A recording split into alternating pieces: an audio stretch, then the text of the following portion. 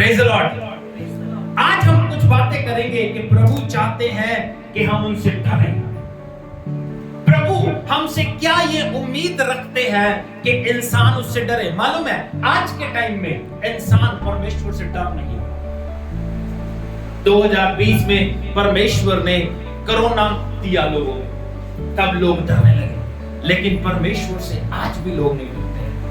वो लोग प्रार्थना करते हैं और उनको लगता है कि हम परमेश्वर पे एहसान कर रहे हैं। वो लोग चर्च आते हैं, उनको लगता है हम परमेश्वर पे एहसान कर रहे हैं चर्च का।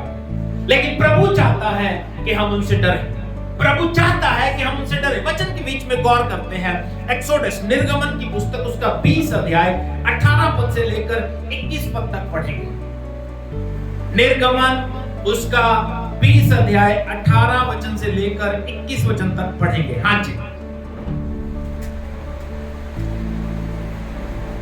Thank you Jesus. लोग गर्जन और बिजली और नरसंगे के शब्द सुनते और धुआं उठते हुए पर्वत को देखते रहे। ये उस समय की बात है जब परमेश्वर अपनी कौम को मिस्रियों की गुलामी से छुड़ाकर इजराइल में ले गया, और तब परमेश्वर ने अपने लोगों को नियम दिए, वचन दिए, और उस समय जब खुदा बात करता है तब का ये इंसिडेंट है। बाइबल कहती है लोग गर्जन, तूफान, आग को देख रहे हैं। हाँ जी,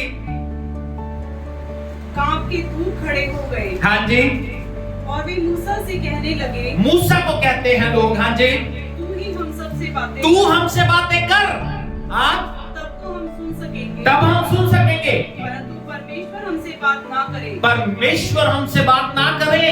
ऐसा ना हो कि हम मर जाएं। ऐसा ना हो कि हम मर जाएं। मूसा ने लोगों से कहा, मूसा क्या कहता है?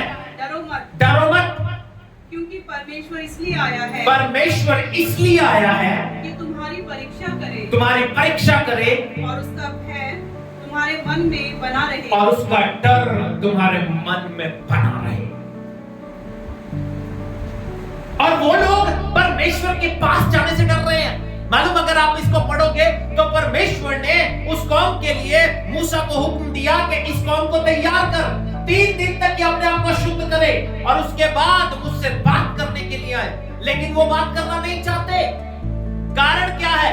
कारण उनका बात ना करने का, खुदा से बात ना करने का कारण क्या है? कि वो खुदा से डरते हैं? नहीं, प्रभु इसलिए आया है कि उनके दिलों में खुदा का डर बना रहे। प्रभु इसलिए बात करना चाहता है कि इसके दिल में खुदा का डर बना रहे। लेकिन वो डर रहे हैं। डर इस बात से नहीं रहे, इस बात से नहीं डर रहे कि वो खुदा से डरते हैं। वो इस बात से डर रहे हैं क्योंकि उनका पाप जो है उनके अंदर पड़ा हुआ है। क्योंकि खुदा ने उन्हें कहा था 3 दिन तक अपने आप को शुद्ध करो। आज भी लोग डरते नहीं है। मैं आपको बताता हूँ, लोगों की जिंदगी में ट्रेजेडीज होती है। मालूम, हमने प्रभु भोज देखते हैं, प्रभु भोज पढ़ते हैं ना हर संडे, दूसरे संडे प्रभु भोज लेते हैं।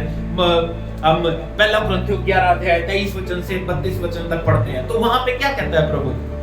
वो अपने लोगों को दंड देके ताड़ना देता है। पढ़िए पहला कुरिन्थियों 11 अध्याय, कहां पे है? Thank you Jesus. देखो, इंसान की जिंदगी में यीशु मसीह ने क्लियर कहा, इंसान से मत डरो जो तुम्हें शारीरिक दुख दे सकता है, परमेश्वर से डरो जो तुम्हारे आत्मा और शरीर दोनों को नाश कर सकता है। तो इंसान जो है आज इंसान से तो डर रहा है, लेकिन परमेश्वर से नहीं डर रहा। 11 अध्याय का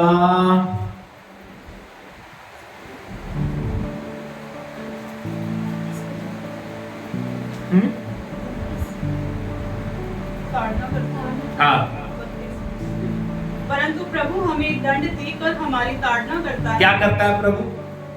दंड देकर हमारी ताड़ना करता है। क्या करता है परमेश्वर? दंड देकर हमारी ताड़ना करता है। फॉर एग्जाम्पल, इंसान जा रहा है, जब वो प्रभु से दूर है, तो इंसान जब जा रहा है उसका छोटा मोटा एक्सीडेंट हो जाएगा, थोड़ी चोट लग जाएगी। क्यों लगती है? ताकि वो बिस्तर पे बैठ के सोचे कि मैंने क्या गलत किया था। समझ आ रही बात? वो ठीक हो जाता है तो ठीक है, लेकिन जब फिर भी नहीं मानता तो दूसरी बार फिर प्रभु ताड़ना देता है। फिर थोड़ा सा और बढ़ा, ताकि वो बैठ के बिस्तर पे सोचिए कि ये क्यों हुआ है। पाप हमारे पीछे पड़ा रहता है, पाप हमें भटका के लेके चलता है। मालूम है, जब केन ने हाबिल को मार दिया, हाबिल मर गया, उसके बाद बाइबल बताती है केन भटकता फिरता रहा, भटकता फिरता रहा, उसका पाप उसके पीछे चलता रहा, उसका पाप उसके पीछे चलता रहा। हाबिल का लहू चिल्ला चिल्ला के कहता था, केन ने मुझे मारा है, केन ने मुझे मारा है, न्याय चाहिए, न्याय चाहिए, न्याय चाहिए। तो जब हम परमेश्वर से दूर होते हैं तो प्रभु क्या करता है, हमें नजदीक लाने के लिए हमारी ताड़ना। लेकिन इंसान इतना बेवकूफ है, समझता ही नहीं। प्रभु का वचन क्या कहता है, मैंने कई बार पहले भी पढ़ाया था, कहता है जब मैं ताड़ना करता हूं, अगर वो समझ जाएगा तो ठीक है। जब मैं ताड़ना करता हूं, वो समझ जाएगा तो ठीक है, लेकिन अगर नहीं समझता तो उसका दुख 7 गुना होगा। फिर समझ जाएगा ठीक है, नहीं तो उसका दुख 7 गुना और 7 गुना और 7 गुना और 7 गुना। यानी इंसान का कुछ भी नहीं कर सकता। We need to understand, यार क्या रह गया, क्या रह गया? प्रभु ने जो हमारे लिए नहीं किया, ऐसा क्या रह गया? टोटल डिलीवरेंस प्रभु देता है, ब्लेसिंग्स प्रभु देता है, सांसें प्रभु देता है, लेकिन इंसान को घमंड है, मैं अपनी मर्जी से जी रहा हूं, मैं अपनी ताकत से जी रहा हूं। नहीं, वो ना चाहे तेरा अगला सांस ना आए।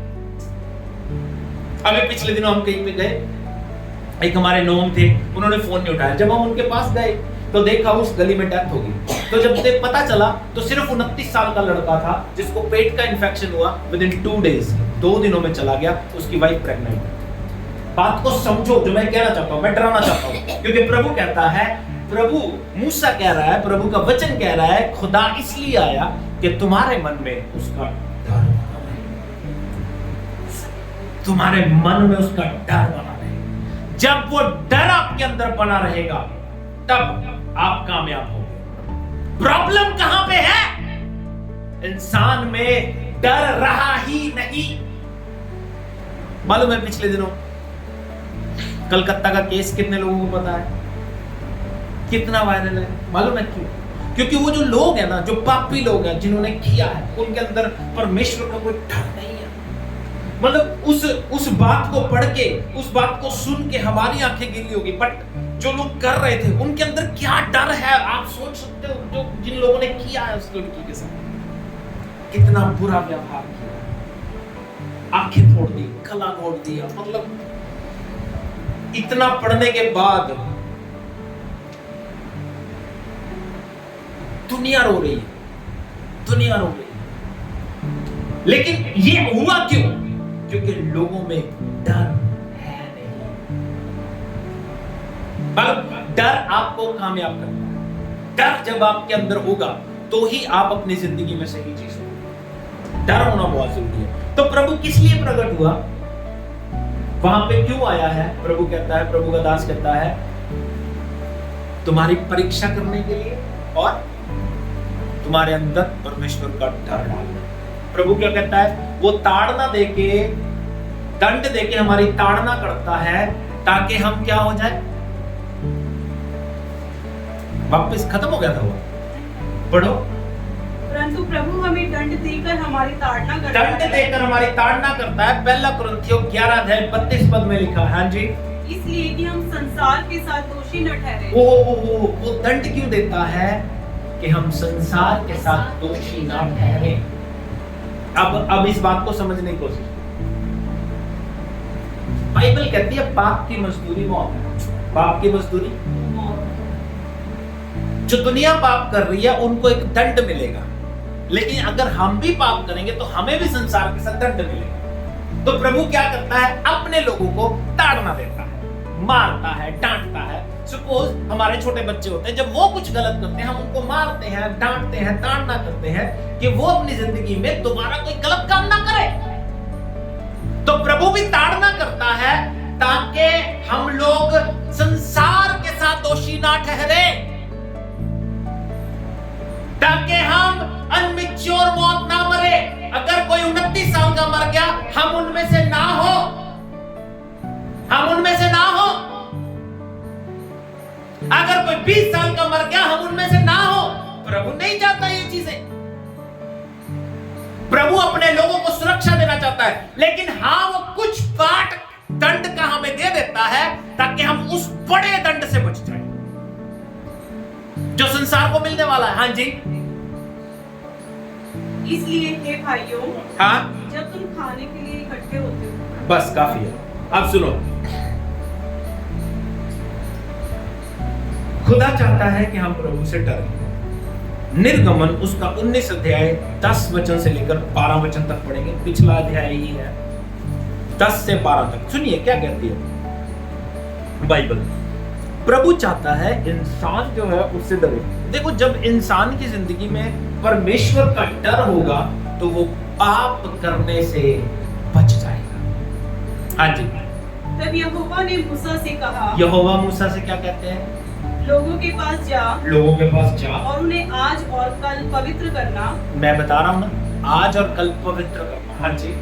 और वे अपने वस्त्र धो लें, और वो अपने वस्त्र धोएं, और वे तीसरे दिन तक तैयार हो जाएं। तीसरे दिन तक तैयार हो जाएं, क्योंकि तीसरे दिन यहोवा सब लोगों के देखते सीनै पर्वत पर उतर आएगा। तीसरे दिन सब लोगों के देखते हुए यहोवा सीनै पर्वत पर उतरेगा। हाँ जी। और तू लोगों के लिए चारों ओर बाड़ा बांध देना। चारों ओर बाड़ा चाहिए। हाँ जी। और उनसे कहना, तुम सचेत रहो कि पर्वत पर ना चढ़ो और उसकी सीमा को भी ना छुओ। और जो कोई पहाड़ को छुए वह निश्चय मार डाला जाए। उसको कोई हाथ से ना छुए। जो उसे छुए उस पर पथराव किया जाए या उसे तीर से छेदा जाए। चाहे पशु हो चाहे मनुष्य, वह जीवित ना बचे। जब महाशब्द वाले नरसिंगे का शब्द देर तक सुनाई दे, तब लोग पर्वत के पास आए। तब मूसा ने पर्वत पर से उतरकर लोगों के पास आकर उनको पवित्र कराया। ठीक है जी। तो ये परमेश्वर क्या चाहता है कि इंसान उससे खुद बात करे। इंसान क्या करे?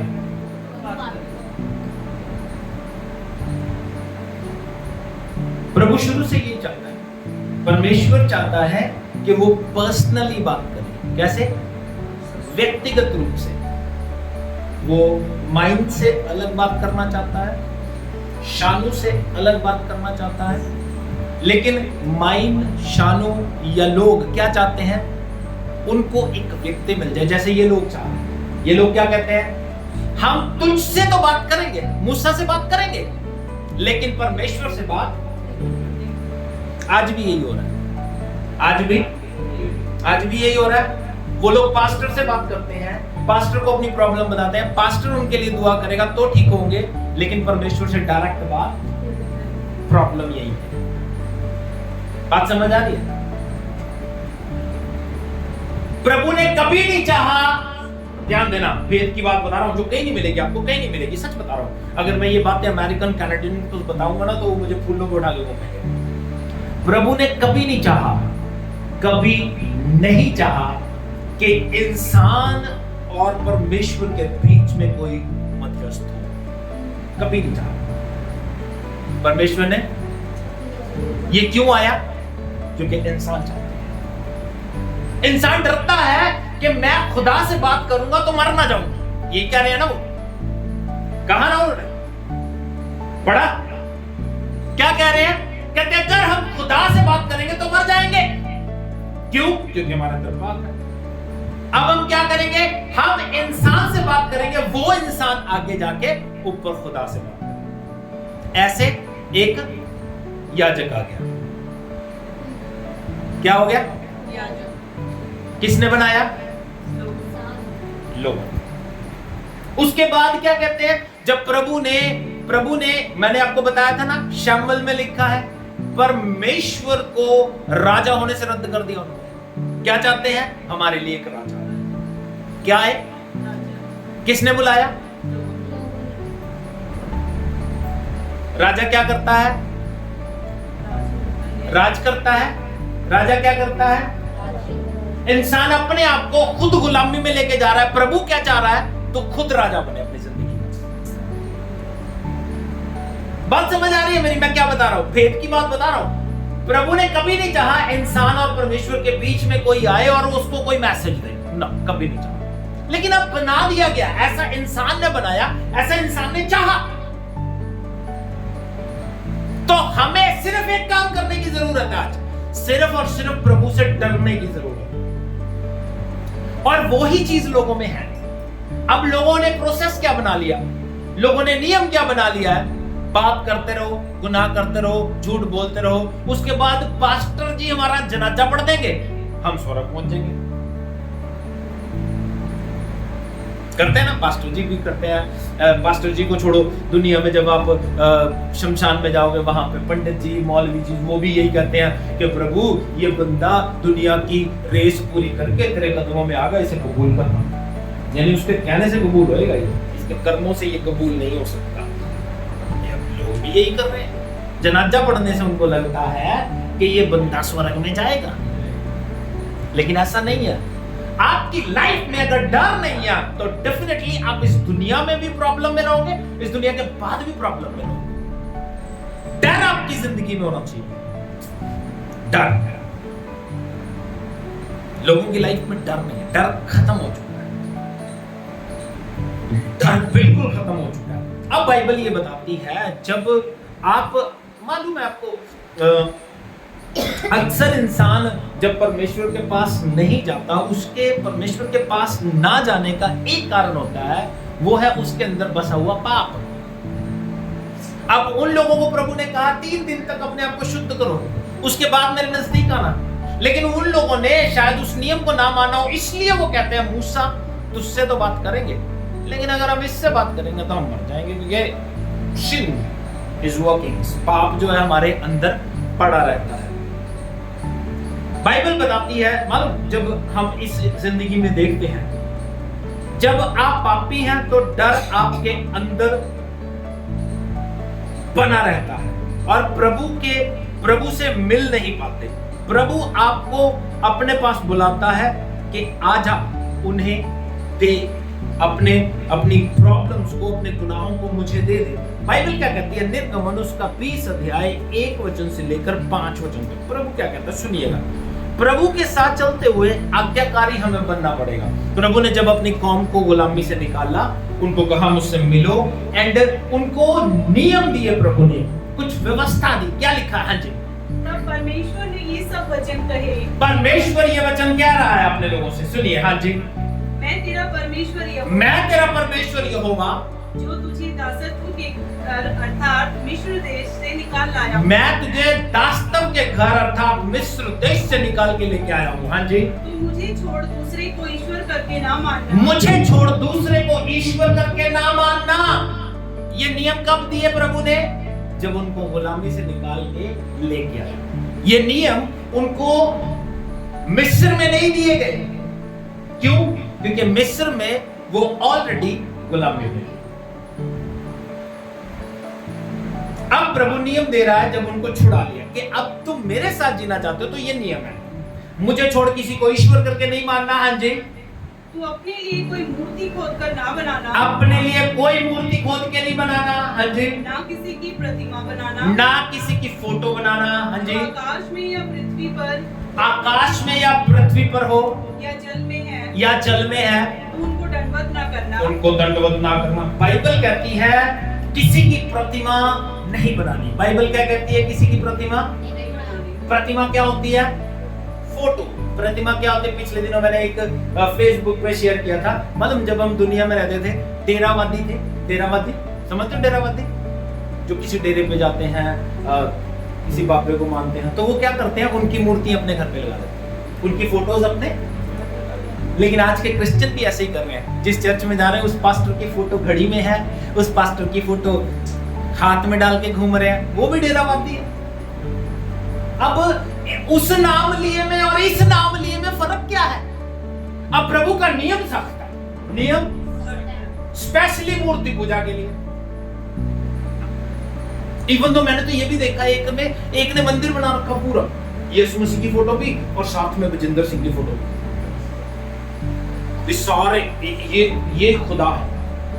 लेकिन प्रभु का वचन क्या कहता है? देखो, आपकी बाइबल में ऐसा ही लिखा है, मेरी बाइबल में ऐसा ही लिखा है। अब ये कौन सी बाइबल पढ़ते हैं दूसरे, मुझे नहीं पता, मुझे नहीं पता। मैं एक वेद की बात बताऊं, वेद की नहीं, एक नकली सी बात बताऊं। अगर किसी की पूजा ही करनी है, फोटो की पूजा करना चाहते हो, तो मैं बताता हूं किसकी पूजा करो। अपने माँ बाप की फोटो लगा के पूजा करो, जिनकी वजह से तुम इस दुनिया में हो, जिनकी वजह से तुम्हारा अस्तित्व है। किसी दूसरे को बाप बना के उसकी फोटो लगा के अपने घर पे घूम रहे, अरे क्या मूर्ख आदमी है यार। पूछो कौन है, क्या बताओगे? बाबा। प्रभु क्या कह रहा है? नियम सख्त है, कहता मैं एक ही खुदा हूं, ना मेरी मूर्त भी नहीं बनानी, कोई प्रतिमा नहीं बनानी, कोई फोटो नहीं बनानी, क्योंकि प्रभु यशाया 66 में कहता है तुम मेरे लिए कैसा भवन बनाओगे? आकाश मेरा सिंहासन, पृथ्वी मेरे पैरों की चौकी, कहां रखोगे मुझे?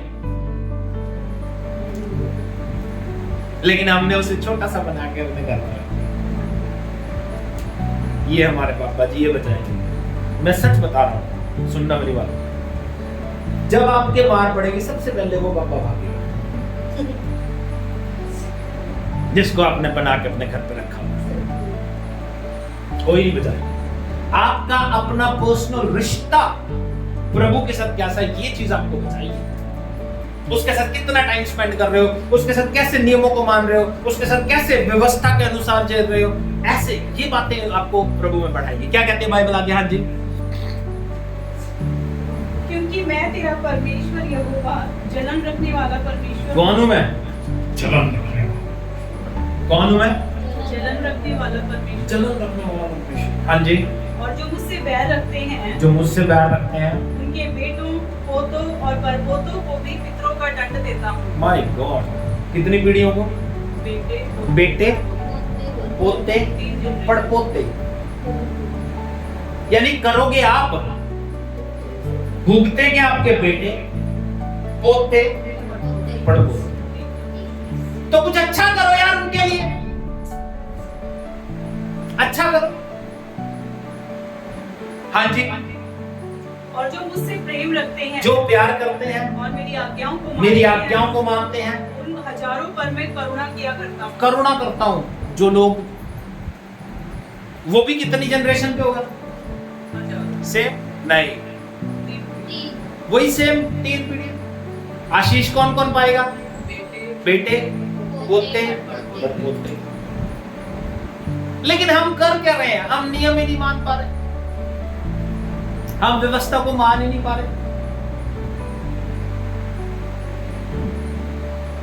हमारे पास जिंदगी है, इसको हम प्रभु के लिए यूज नहीं कर रहे।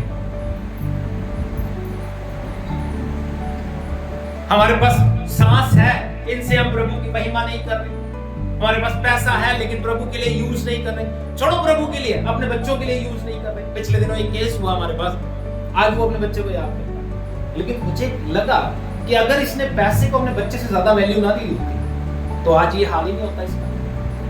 लोग अपने बच्चों पे पैसा खर्च नहीं करते, अपने घर पे संभाल के रखा हुआ, टापू से दबा। भैया किसके काम आएगा? कल को खुदा ना खास्ता उनका बच्चा चला गया, आज वो रो रहा है कि मैंने अपने बच्चे को संभाला। अगर संभाला होता, पैसे से ज्यादा वैल्यू ना दी होती, उसको अपने जो हमारे घर में व्हीकल खड़े और दिए होते, तो आज उसकी जिंदगी बची होती। लेकिन इंसान समझता है। बाइबल क्या कह रही है? प्रभु को महिमा देनी आपका काम है। हाँ जी। तू अपने परमेश्वर का नाम व्यर्थ न लेना। अपने परमेश्वर का नाम व्यर्थ ना लेना। हाँ जी। क्योंकि जो यहोवा का नाम व्यर्थ ले, वह उसको निर्दोष न ठहराएगा। वो उसको निर्दोष ठहराएगा। अब व्यर्थ कैसे होता है? व्यर्थ कैसे होता है? सुनिएगा। Most of the time Christian लोग यीशु मसीह का नाम व्यर्थ लेते हैं। कैसे? सुनना।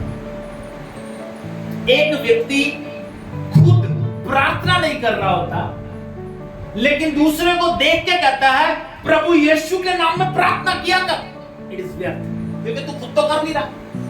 खुद तो यानी सिखाने वाला मारता है, सीखने वाला खत्म हो चुका है। व्यर्थ कैसे लेते हैं नाम? ऊल जुलूल बातों पे। यीशु मसीह ने ऐसे कहा तो प्रभु पूछता होगा, तुझे ये पता है? तुझे ये पता है? तुझे पता है प्रार्थना करनी चाहिए? हाँ जी, फिर तू करता है। किसी को सिखाएंगे, तुझे विश्वास देना चाहिए, तुझे पता है भैया? पता है तो खुद क्यों नहीं दे रहा? व्यर्थ व्यर्थ व्यर्थ। जो व्यर्थ लेगा उसकी किसी काम में लोग मजाक भी बनाते हैं, यीशु मसीह का नाम का मजाक बनाते हैं, कहीं पे भी यूज कर लेते हैं मजाक में भी। तो this is not good way. हाँ जी, विश्राम दिन को पवित्र मानने के लिए स्मरण रखना। हाँ, 6 दिन तो तू परिश्रम करके अपना सब काम काज करना। ये नियम परमेश्वर ने अपनी कौम को दिए, तो इन नियमों को मानना बहुत जरूरी है। ओके, 2 बातें जल्दी बताऊंगा और समाप्त कर दूंगा। प्रभु का डर मानने से, अब कोई सवाल करे कि पास्टर जी हम प्रभु का डर मानना चाहते हैं, मानेंगे तो हमें क्या मिलेगा? तो ये बाइबल बताती है, पहली बात आपको सुरक्षा मिलेगी। क्या मिलेगा? सुरक्षा। जब आप प्रभु का डर मानेंगे तो क्या मिलेगा? सुरक्षा। भजन संहिता उसका 34 उसका 7 पद पढ़ेंगे।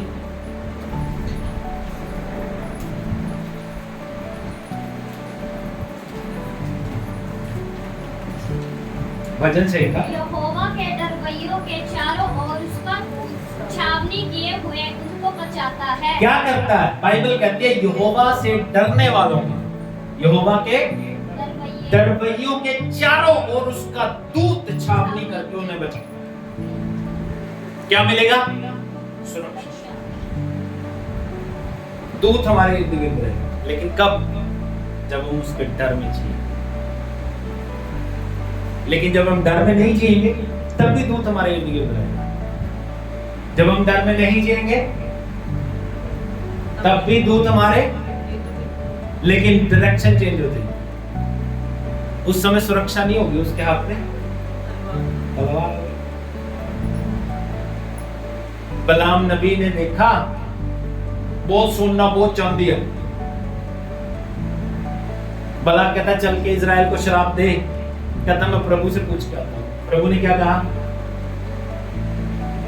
प्रभु ने? नहीं जाना, क्योंकि मैं इजराइल को आशीष दे चुका हूं। अगले दिन बलाक राजा और सोना चांदी लेके आया। फिर क्या कहता है? मैं प्रभु से पूछ के आता हूं। आज प्रभु का जवाब बदल जाएगा?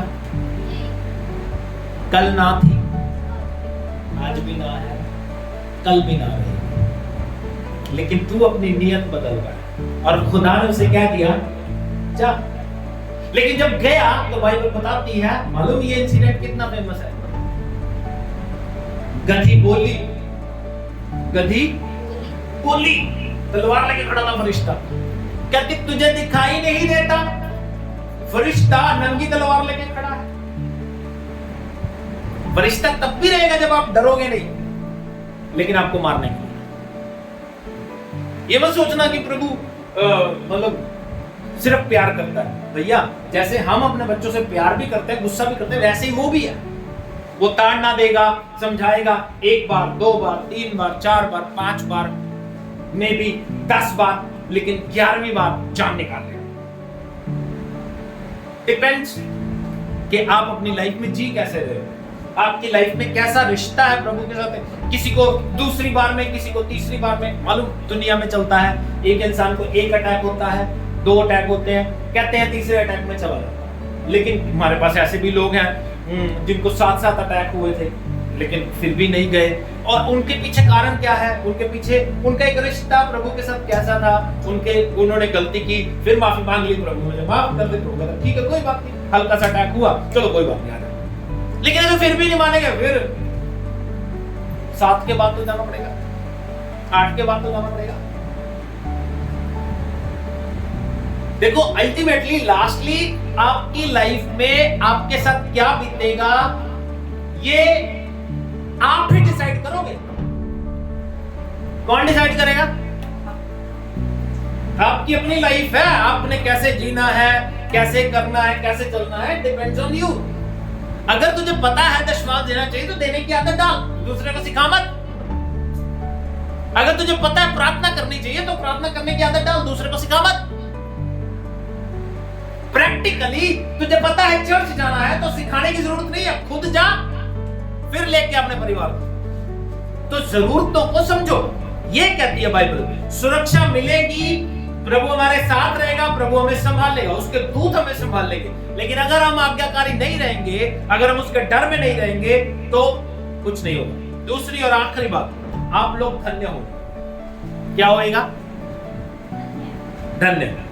मैं हमेशा कहा करता हूं, धन्य से बड़े आशीष कोई नहीं और हाय से बड़ा श्राप कोई नहीं। वचन संहिता 128 पढ़ के समाप्त कर देंगे। क्या कहते हैं बाइबल? हाँ जी, हालेलुया, थैंक यू जीसस। भजन संहिता नहीं मिल रहा, बताओ, बिल्कुल सेंटर में मिल जाता। अब उसके बाद अगर आपको सुनो, उसके बाद अगर आपको लास्ट वचन पढ़ने के लिए सबोपदेशक निकालना पड़ेगा तो कैसे निकालोगे? पहले ये पढ़ते हैं, उसके बाद सबोपदेशक 13 अध्याय 12 अध्याय 13 और 14 वचन पढ़ेंगे। ये पढ़ लेंगे। क्या कहती है बाइबल? You are blessed. हाँ जी, क्या ही धन्य है हर एक जो यहोवा का भय मानता है। हर एक जो यहोवा का भय मानता है, उसका डर मानता है। वी आर ब्लेस्ड, आशीषित हो जाते हैं, हम धन्य हो जाते हैं। हाँ जी, और उसके मार्गों पर चलता है। उसके मार्गों पर चलता है। हाँ जी, तू अपनी कमाई को निश्चय खाने पाएगा। देखो कितनी आशीष है, तू अपनी कमाई को निश्चय खाना पाएगा जब तू डरेगा प्रभु से। हाँ जी, तू धन्य होगा, तू धन्य होगा, और तेरा भला ही होगा, तेरा भला ही होगा, बुरा नहीं होगा। हाँ जी, तेरे घर के भीतर तेरी स्त्री फलवंत दाखलता सी होगी। हाँ, तेरी मेज के चारों ओर तेरे बालक जलपाई के कोठे से होंगे। हाँ, सुन, जो पुरुष यहोवा का भय मानता हो, हाँ, वह ऐसी ही आशीष पाएगा। जो पुरुष यहोवा का भय मानता हो ऐसी आशीष मिलेगी उसे। हाँ जी, यहोवा तुझे सिय्योन से आशीष देवे। हाँ हाँ हाँ। आमीन। एक लास्ट वचन पढ़ के बंद कर देंगे। 12 का 13 और 14, सबोपदेशक 12 का 13 और 14। सुनिए क्या कहती है भाई। सब कुछ सुना गया। बाइबल कहती है सब कुछ सुना गया, सारा प्रचार हो गया। हाँ जी, अंत की बात यह है। अंत की बात यह है बेटा, अंत की बात क्या है? ये है, हाँ जी, कि परमेश्वर का भय मान और कि परमेश्वर का भय मान। एक एक बात पढ़नी है बेटा, कोई पीछे नहीं पड़ा। परमेश्वर का भय मान और उसकी आज्ञाओं का पालन और उसकी आज्ञाओं का पालन कर। हाँ, क्योंकि मनुष्य का संपूर्ण कर्तव्य यही है। क्योंकि मनुष्य का संपूर्ण कर्तव्य यही है। मनुष्य किस लिए दुनिया में है? प्रभु का डर माने, उसकी आज्ञा। प्रभु ये चाहता है कि हम उससे डरें। प्रभु ये चाहता है कि हम उसके डर में जिए। ये जीवन आपका है, ये आपको डिसाइड करना है कि आप उसके साथ कैसे जीना चाहते हो और उसके साथ कैसे चलना है। ये जीवन आपका है, आप इसे संभाल लीजिए, क्योंकि आपकी जिंदगी को, आपको अपने जीवन को लेके प्रभु के सामने जब खड़े होना है, आपका न्याय किसी और के कर्मों पे, किसी और की दुआ पे नहीं होगा। आपका न्याय आपके जीवन के कामों के आधार पर। तो इसलिए प्रभु के डर में जिए। प्रभु आपको आशीष दे। आइए हम अपने सरों को झुकाएं, ध्यान को परमेश्वर की ओर लगाएं। Thank you.